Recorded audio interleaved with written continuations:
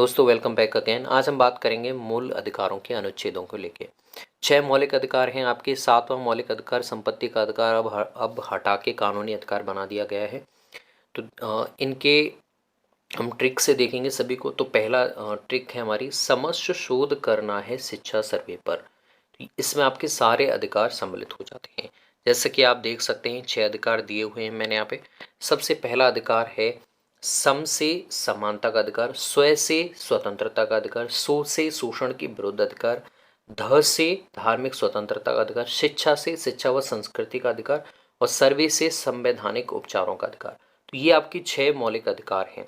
अब इनके अंदर भी हम उप पार्ट होते हैं जो आपको पता होने चाहिए। जैसे समानता, कौन कौन सी समानताओं के अधिकार हमें मिले हुए हैं वो भी आपको ध्यान रखना है। तो देखिए, आपको 54 24 24 कोड याद करना है। यानी कि पहले समानता के अधिकार में 5 हैं आपके, स्वतंत्रता में 4 अधिकार दिए हुए हैं, शोषण के विरुद्ध में 2 हैं, धार्मिक स्वतंत्रता में 4 हैं। इस तरह से आपको क्रम से 54 24 24 याद करना है। सबसे पहले हम आ जाते हैं समानता का अधिकार, अनुच्छेद 14 से 18 तक इसमें जो अधिकार दिए हुए हैं। तो इन सभी अनुच्छेदों को ध्यान करने के लिए एक ट्रिक है, विभे लो अस्पृश्यता की उपाधि लो। क्या है? विभे लो अस्पृश्यता की उपाधि लो। तो अनुच्छेद, जैसे मैंने कोड बताया था, 54 24 24।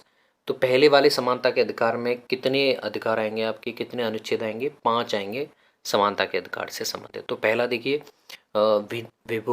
विभेलो में वे से विधि के समक्ष समानता, भे से 15वें अनुच्छेद में भेदभाव नहीं होगा, लिंग जाति धर्म किसी के आधार पर भी भेदभाव नहीं होगा।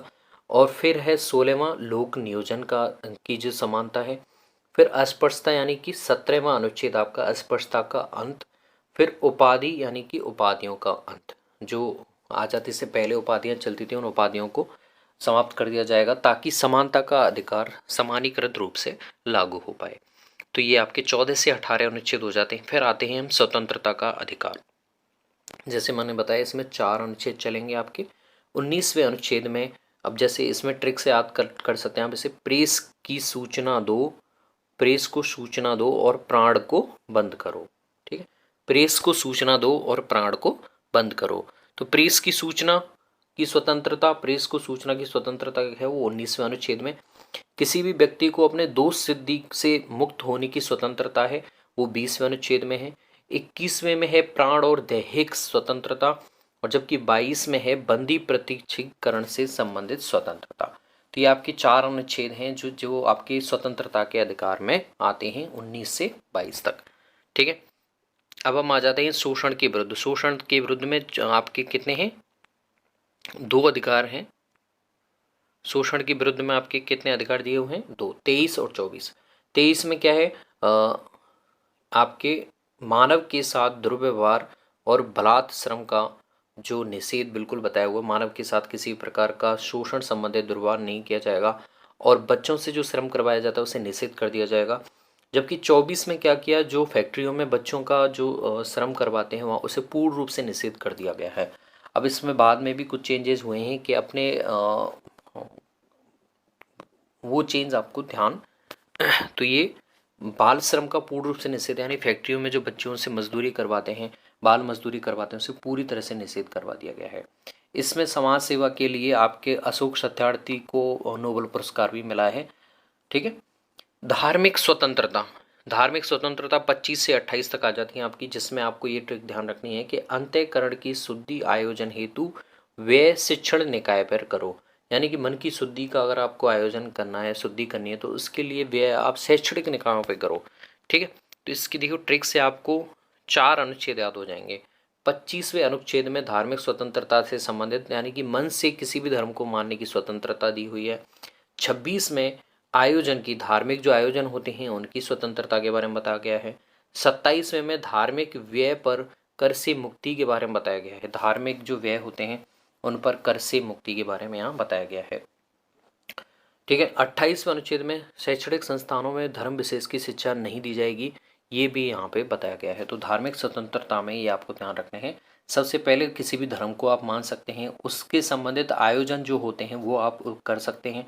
फिर जो धार्मिक संबंधित आप जो भी अनुदान आता है उस पर टैक्स गवर्नमेंट की तरफ से लागू नहीं होगा।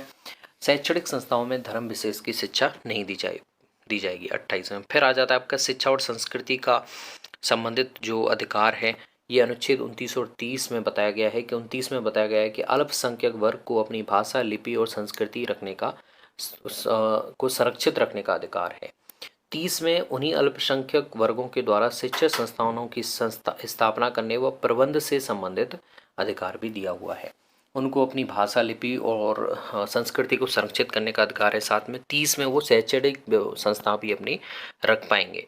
फिर आ जाता है संवैधानिक उपचारों का अधिकार। तो 32 में आपके जो संविधान है उनको संशोधन से संबंधित आपकी क्या दिया हुआ है, मौलिक अधिकार भी दिया हुआ है। ये 32 तक आपको ध्यान रखने हैं, ठीक है। तो संविधान संशोधन की प्रक्रिया जो ली थी वो आपके कहाँ से ली थी, साउथ अफ्रीका से ली थी। सो ये आपको ट्रिक्स याद करनी है। अगर आप कंफ्यूज हो जाएं तो ये आप ध्यान कर सकते हैं कि समस्या शोध करना है शिक्षा सर्वे पर। सबसे पहले समानता का, फिर स्वतंत्रता का, फिर शोषण के विरुद्ध, फिर धार्मिक स्वतंत्रता, फिर शिक्षा व संस्कृति, फिर आपके संवैधानिक उपचारों का। और हर में अनुच्छेद कैसे होंगे, पहले में 5 हैं, दूसरे में 4 हैं, फिर 2 4 2 4, तो 54 24 54 24 24 इस तरह से ध्यान रख सकते हैं।